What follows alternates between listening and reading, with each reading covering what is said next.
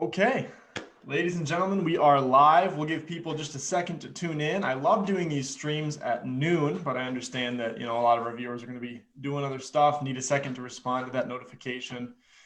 For those of you who are already tuned in, this is another live stream brought to you by Alpha News and the First Tuesday Conservatives. I'm your host, Kyle Hooten. Today we're live with Devin Foley, the co-founder who's at the helm of the Charlemagne Institute, an organization that controls intellectual takeout, chronicles, and also an internship program of their own. Devin, thanks so much for being with us.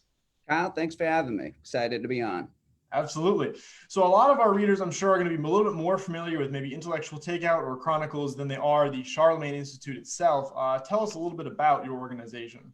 Absolutely. Yeah, we formed Intellectual Takeout in 2009. It was a spinoff from the local Minnesota state-based think tank, Center of the American Experiment, with the goal of reaching out broadly to the culture, but really going with messaging towards millennials and younger Americans.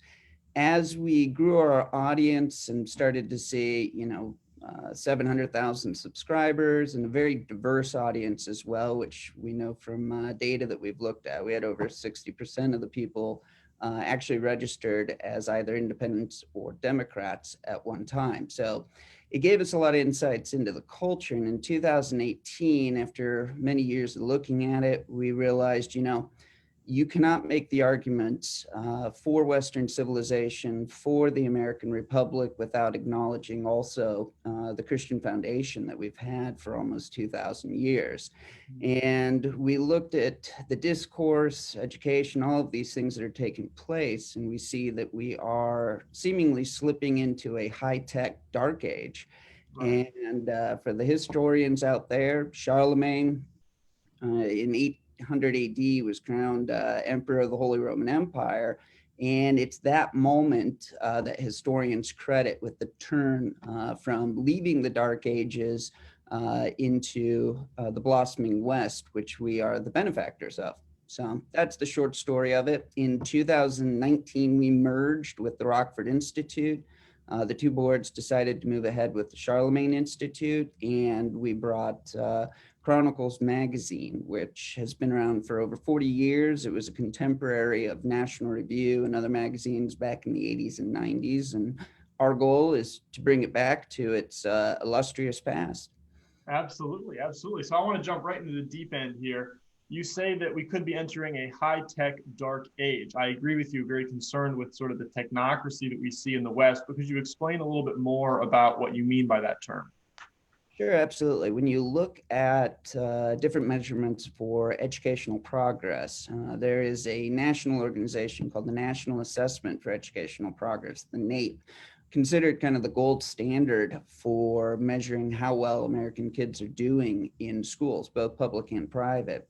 And what the data has shown for the last couple decades, and it's getting worse, is that less than 20% of high school seniors, we're not talking sixth graders, we're not talking eighth graders, but high school seniors are above proficient in reading. And you can actually take the test to see, and it's very simple. And so less than 20% of kids are, above proficiency for reading. And so what that means is, fast forward 20 to 30 years, the pool of kids who can be leaders and really active in a global information economy, it's 1 out of 5. And when you look at who's advanced in their knowledge, whether it be reading, whether it be math, history, civics, advanced, the NAEP tells us that it's single digits for everything. So you're going to have less than 10% of Americans 20 to 30 years from now who are advanced in their knowledge of anything, basically.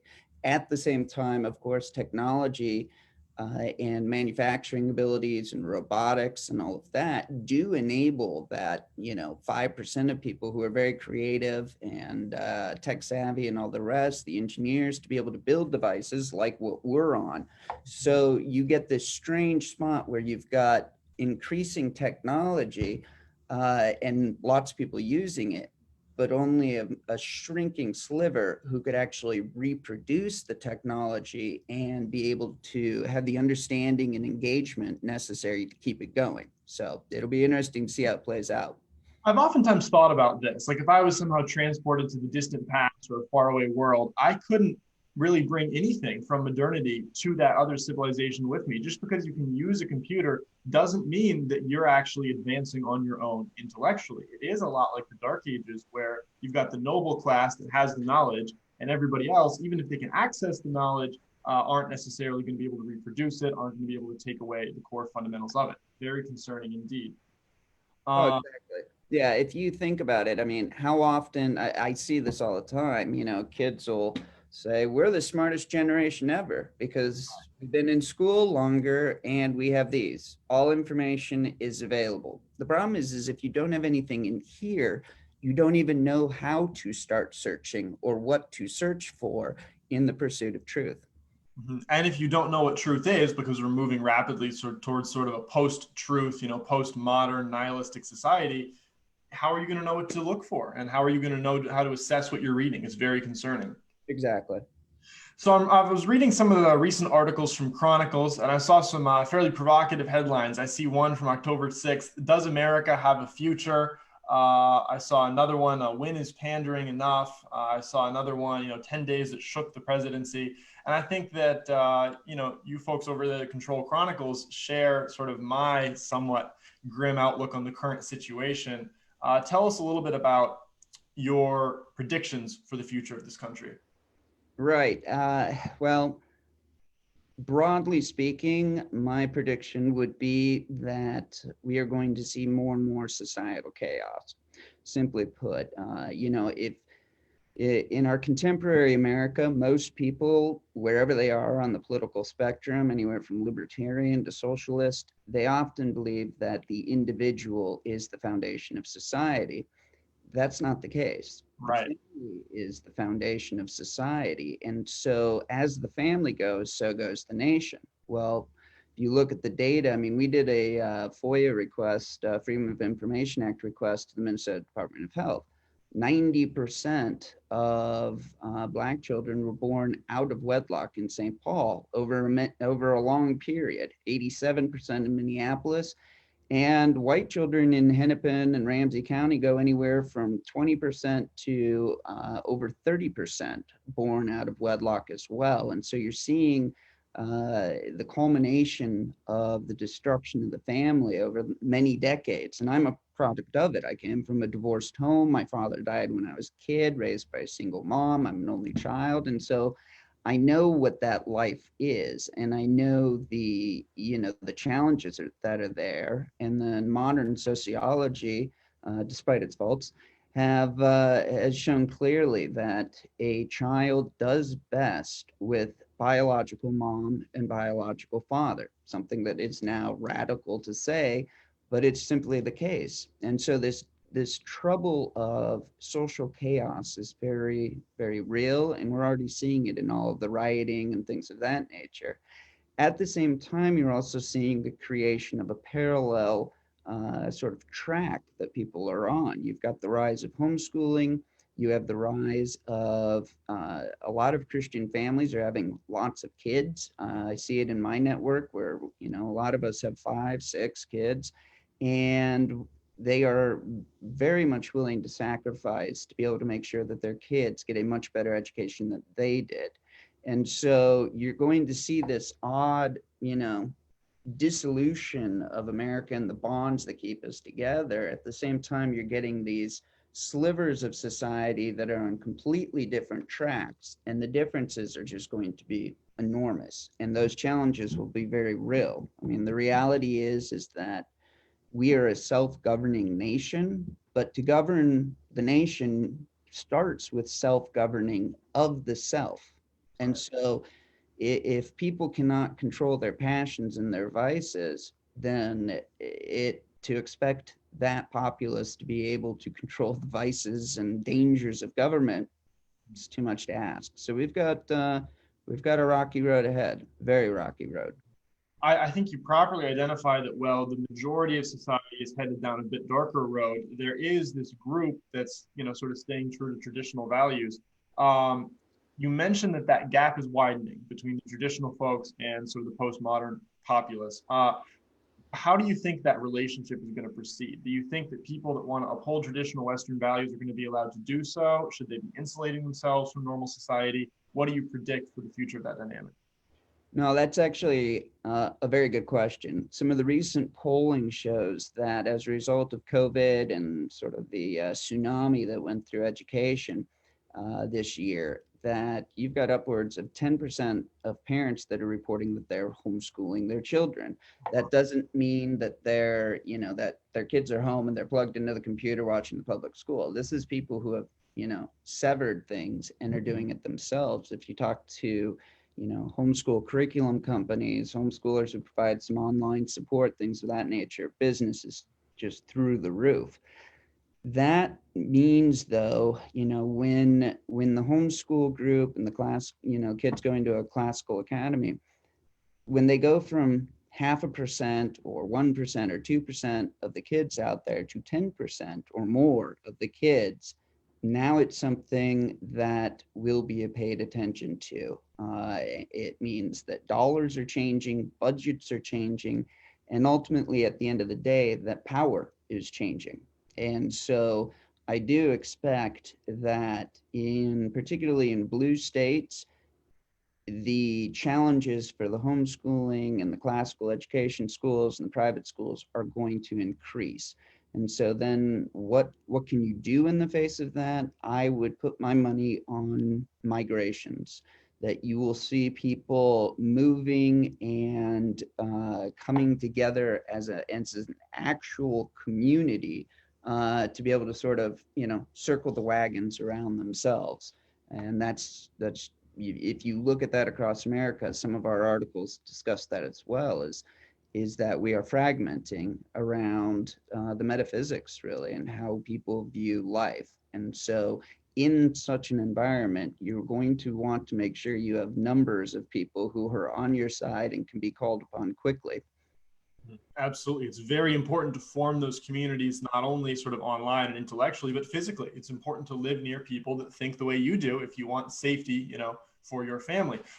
Where are these migrations oriented towards? I know we've seen a lot of people leave California, but we've also seen, migrations in the other direction, like Texas, for example, might flip blue in the next 10 years because of other, more left-leaning migrations. So where do you think that conservatives and traditional people are migrating to?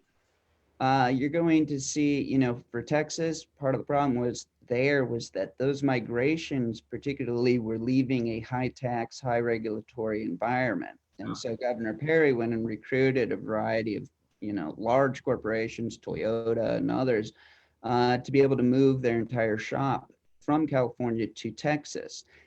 That wasn't employees choosing a different philosophy for government. That was employees going with their company to the new state. And so that's why you're seeing these changes in Texas that are so pronounced. My money would be on folks going to the Dakotas, going to more rural areas, smaller towns.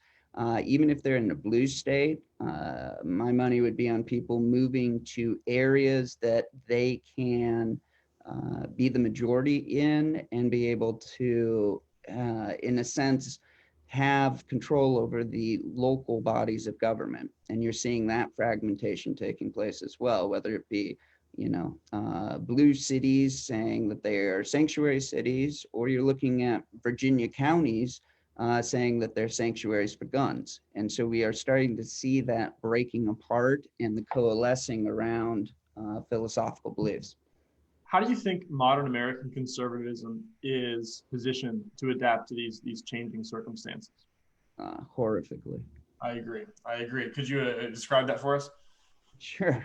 I mean, for conservatives, let me just ask you, what are you conserving? What's left to conserve? You have no neighborhoods. The Constitution is barely standing, and I don't mean to be dreary whatsoever. For me, it was a painful process to go through to realize we lost the culture war. That war is already over. And now it's merely the will to power that we're seeing and the seizing control of things. But that doesn't mean the fight's done whatsoever. It means that we as conservatives have to change our mentality. There's no going back to some ideal period where the republic was strong and people governed the self.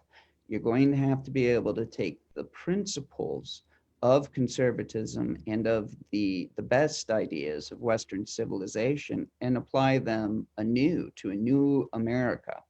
The America that we have today is largely the creation of the left. I mean, they control culture top to bottom, and they are also the ones who occupy government. Doesn't matter. I mean, look at the troubles President Trump is having, where he's,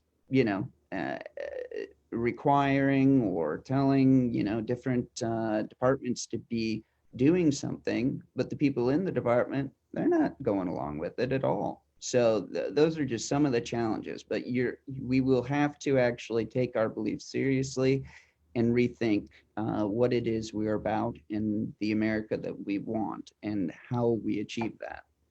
Absolutely.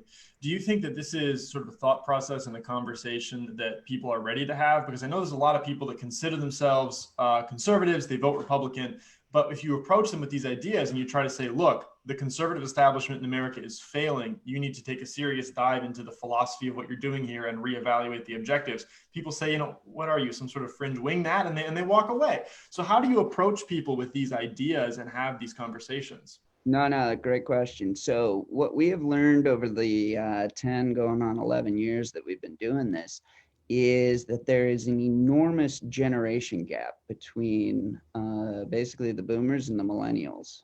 I've come to believe that the boomers are sort of the last of the modern age, the age of enlightenment, of seeing reason as its importance and all of that. And the millennials are the first of the postmoderns.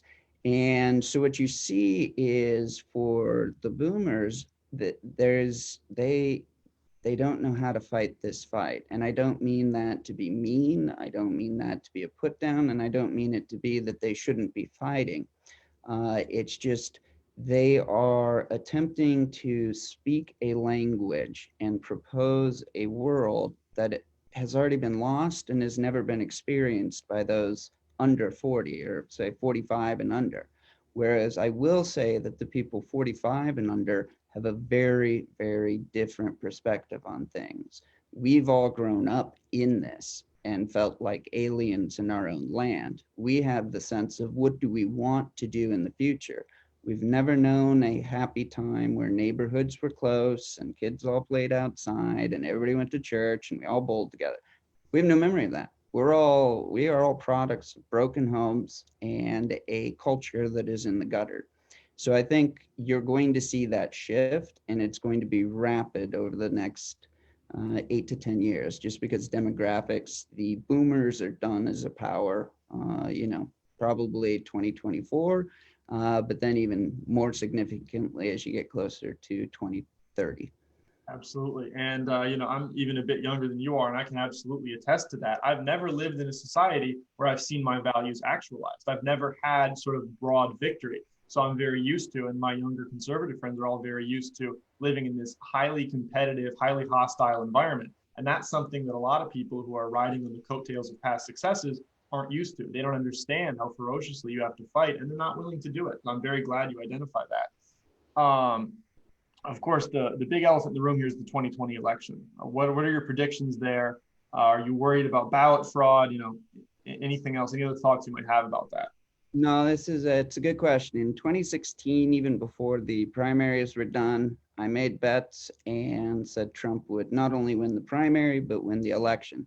And to my friends who I bet, you still owe me money. You still owe me money. Anyway, but for this one, I'll tell you, I do not have a prediction right now. And if we were to set aside the ballot fraud concerns, and that is my biggest concern, is can we trust the results of this election? Which, I mean, that is the foundation for our entire order of government. So if you can no longer trust results, we are in a very, very serious situation.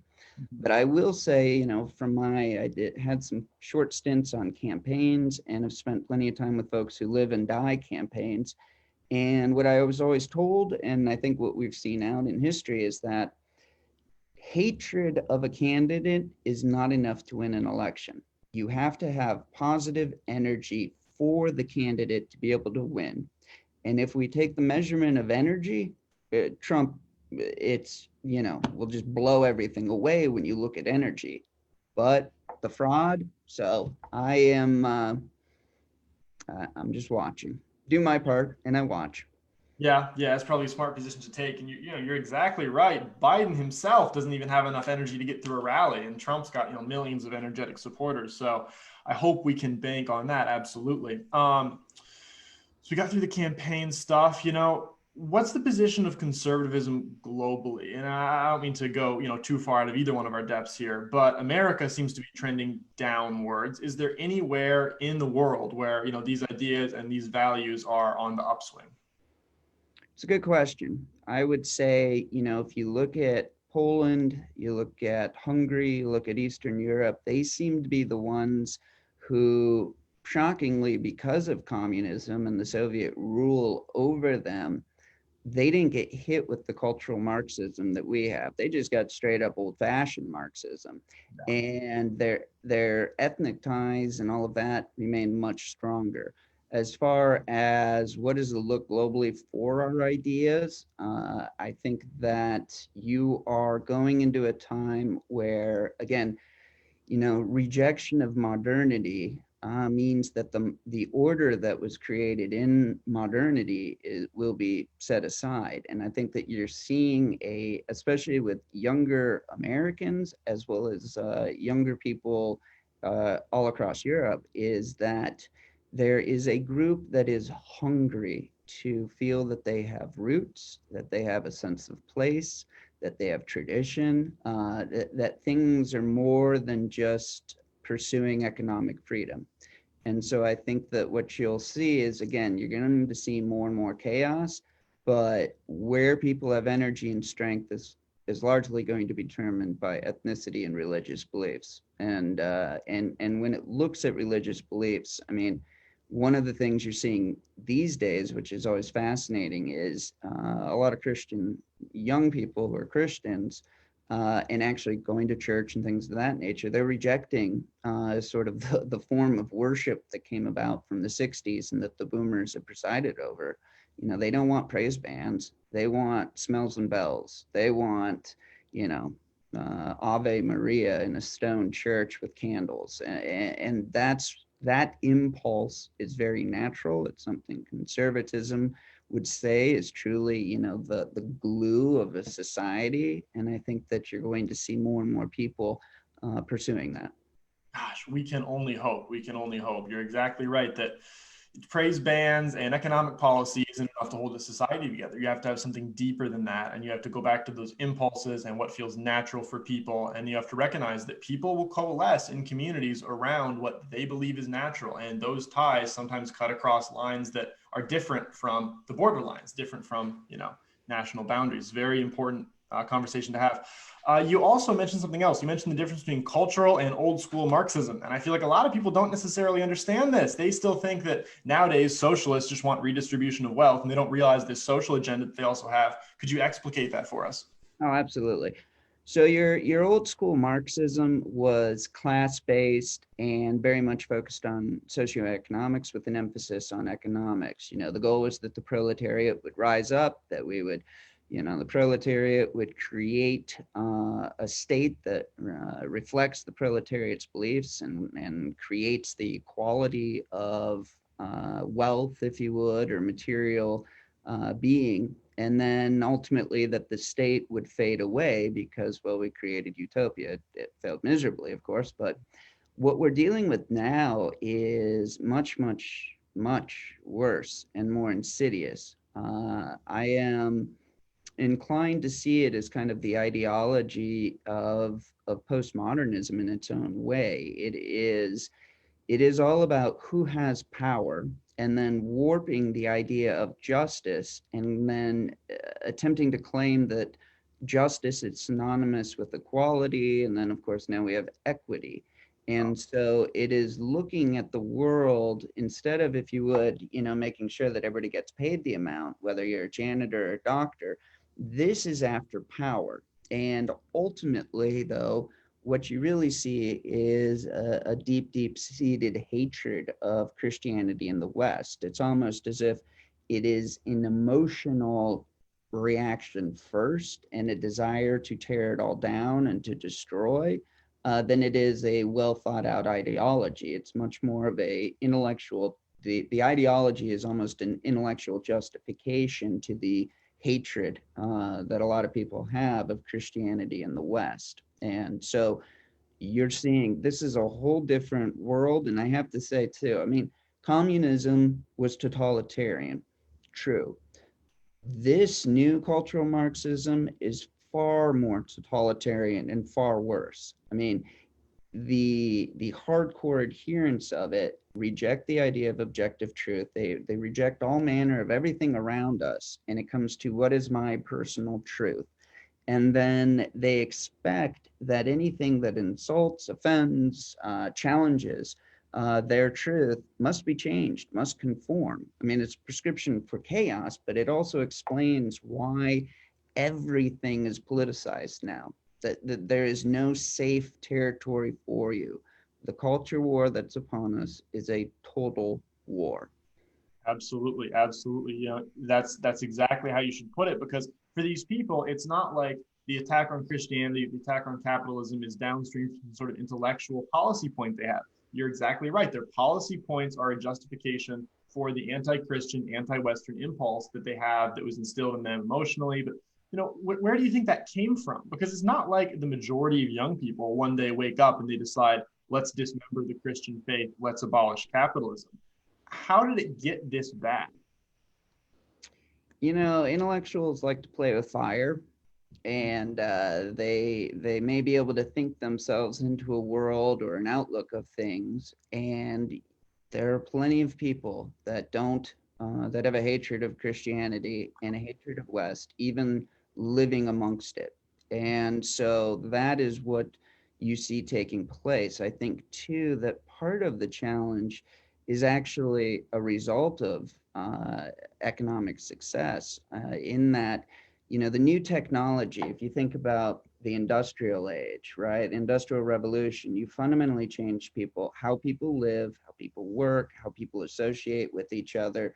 You then get advancements such as the train and then the car, all of these things. And if we're honest with ourselves, what that does is it actually breaks up the bonds of society. I mean, you think about most churches today, right? You'll hear conservatives always say, well, if there isn't the government, then welfare will be handed by the church. Okay, most churches are commuter churches today. It's not a neighborhood church. We don't even really have a sense of that anymore. And the car enabled it, and the lifestyles we live, and all of these things. And so, in many ways, the technology that we have and the way it advances atomizes society. And once you atomize society, then you're able to, you very quickly start to see people who are justifying that atomization and able to run with it. And you're also seeing people who are able to disseminate ideas who never would have in the past. Ideas, you would have had the discussion in your neighborhood. I mean, most people didn't travel more than 20 miles or so in their lifetime, but now you can have anybody and everybody blasting ideas left and right. And that was true even with the rise of the printing press and the ability to distribute pamphlets and all of those sorts of things. So it's life. It's, there are always people who are unhappy and who will justify their various actions and hopefully and try and bring more numbers with them. Mhm, mhm.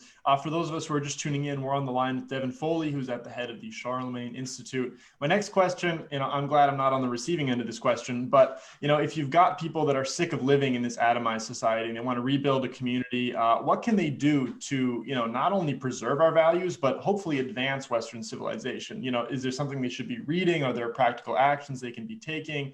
I know a lot of people are sort of desperate for an answer to that question. What's your take? Yeah, it's you need to think in decades, and you need Yes. to think in centuries, not in next week and not in elections. Elections do matter, all of these things, but this is a long game. And if you want to bring about change, going back to what we talked about earlier, the family is the foundation of society. It is. And if we do not have a strong foundation, we cannot build the rest of the building. We cannot build upon that unless we have a strong foundation. So in your own life, if you're a parent, it really means purposefully living out family life and raising children uh, who who are well grounded, who try to preserve virtue, who pursue truth as well, and are well educated. And that's going to be the future vanguard that brings change. So I would say, of course, it's family life, absolutely critical. Equally critical is the education of the children. We cannot Christians cannot keep sending their kids into the wolves. I mean, the idea that your 7 or 8 year old is going to be an evangelist in the school, it isn't happening. The kid doesn't have enough knowledge or understanding or anything to be able to do battle with what they're up against. So education is absolutely critical. And then the third thing I would just say is entertainment. Check your diet of entertainment. Cut the cable, get rid of that, and you start to see the world differently. Look for books, look for magazines, subscribe to Chronicles if you like. It's enjoyable, and just see the world differently. And as that develops, I think that what you're going to see then is stronger families looking to figure out how they can, bond together and be in close proximity with each other. You're totally right about how you can't expect some 7 or 8 year old to be an evangelist. I would say you can't even expect a high school student to be some sort of evangelist to their class, because these students, these young people, are so saturated with this leftist cultural stuff. They see it on their phones, they see it reflected in their peers, and then they go to school, which is basically a well-crafted, well-oiled propaganda machine that people have put decades into constructing. And it's very difficult to expect somebody to go into that well-crafted, extremely advanced environment and somehow come out on the other side with the right values. It's a miracle that anybody does it, honestly. So I'm totally with you there. You mentioned that people should be reading Chronicles. I totally agree. Where can they keep up with your work? Where can they keep up with the work of the Charlemagne Institute more broadly? Absolutely, yeah. If you want to, you can either visit charlemagneInstitute.org. You can sign up for our free emails there. You can also become a member. It's just $5 a month, and that includes a 12-month subscription to Chronicles. You can also just take a look at chroniclesmagazine.org. If you're a member, we have 40 years of archives, which is, it's just fantastic to be able to go through, and it's very high quality. And then, of course, there's intellectual takeout .org as well. And you can find us on social media, Facebook, Twitter. We've got a Charlemagne YouTube channel, all of that. So come on over and like us, share us, subscribe, all of these things. So. Absolutely. Ladies and gentlemen, if you've enjoyed this interview with Devin Foley, I've got really good news for you, because he's going to be taking over this show come Monday. I'm going to be leaving. I haven't said it publicly. I think this is my first announcement of this. I got a job within the Trump administration, so I'm going to be departing from media and going to work on that specifically in the Department of Commerce. So, we're very glad to have Mr. Foley on today, and we're very glad that he's going to be at the helm of this show from here on out, again, starting Monday. It's been a fantastic interview, some excellent thoughts, and I look forward to seeing what you do with the stream, sir. Thank you, Kyle, and huge congratulations. This is how you fight a culture war, one step at a time, and getting out there and doing what you can in your garden. So well done to you as well. Fantastic. When you get an opportunity to, have some sort of position of significance, however big or small, if you're a person of virtue and you've got the right ideas, you should take it. And I encourage anybody else out there watching to do exactly the same. Do what you have to do to get ahead in society so that you can hopefully someday be in a position where you can advocate the values that we've discussed today. that's Absolutely. Well done, Kyle. thank Well you. done. Thank you very much. Well, again, I look forward to seeing what you do with the stream, and yeah, hope to be in touch again at some point. Sounds good. Thank you, Kyle. Yep, of course.